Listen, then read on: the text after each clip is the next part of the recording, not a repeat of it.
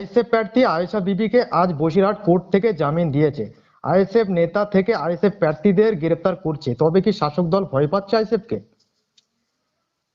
শাসক দল ভয় পাচ্ছে বলেই তো 2023 সালের পঞ্চায়েত নির্বাচনের আগে আমাদের প্রতিষ্ঠা দিবসে ধর্মতলা থেকে মমতা বন্দ্যোপাধ্যায় এই রাজ্যের পুলিশ মন্ত্রী আমাদেরকে নির্বিচারে যেমন লাঠিপেটা করেছে, আমাদেরকে আটকে রেখে পঞ্চায়েতের ভোট বৈতরণী পার করতে চেয়েছিলেন।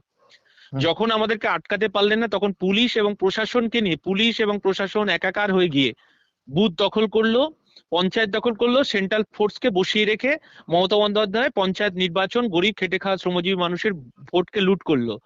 যে বুথগুলোতে বিরোধীরা প্রতিরোধ গড়ে তুলতে পেরেছে, তারপরে বিডিও অফিসে গিয়ে ব্যালট বাক্স চেঞ্জ করা হলো।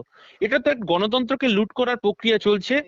এবং সেই কারণেই মমতা বন্দ্যোপাধ্যায় যখন দেখছে বিরোধীরা এতটা অ্যাগ্রেসিভ, এবং নওশাদ সিদ্দিকী 294টা এমএলএ এর মধ্যে একজন এমএলএ পিসি এবং ভাইপের ঘুম কেড়ে নিয়েছে। কারণ নওশাদ সিদ্দিকী বলেছেন যে আমি আমার দলের কাছে প্রস্তাব রাখবো যে ডায়মন্ড হারবারে আমি নির্বাচনে প্রতিদ্বন্দ্বিতা করতে চাই, আমি ভাইপোর বিরুদ্ধে, অভিষেক বন্দ্যোপাধ্যায়ের বিরুদ্ধে, এবং আমি লোকসভা নির্বাচনে প্রতিদ্বন্দ্বিতা করব এবং তাকে প্রাক্তন করে কালীঘাটে পাঠিয়ে দেব। যখনই এই কথাটা বলেছে তখনই আমরা দেখেছি পিসি এবং ভাইপো মিলে আইএসএফ এর যারা মুখপাত্র হয়ে কাজ করছে, যারা কর্মী এবং যারা সমর্থক, তাদেরকে কোনো প্রতিবাদ করতে গেলেই, সরকারের বিরুদ্ধে কথা বলতে গেলেই তাদের মিথ্যে মামলায় জড়িয়ে দেওয়া হচ্ছে, তাদেরকে অ্যারেস্ট করা হচ্ছে।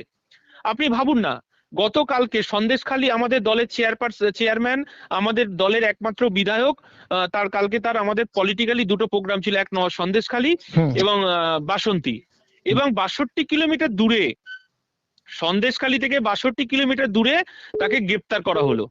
এটা কিসের ইঙ্গিত? গণতন্ত্রকে কণ্ঠরোধ করার চেষ্টা করছে এই সরকার।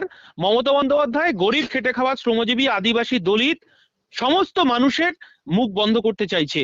এমনকি সংবাদ মাধ্যম যদি এই সরকারের বিরুদ্ধে কথা বলে এবং সংবাদ পত্রের প্রতিনিধিদের উপরও এই সরকার তার রক্তচক্ষু দিয়ে তাদেরকে দমানোর চেষ্টা করছে।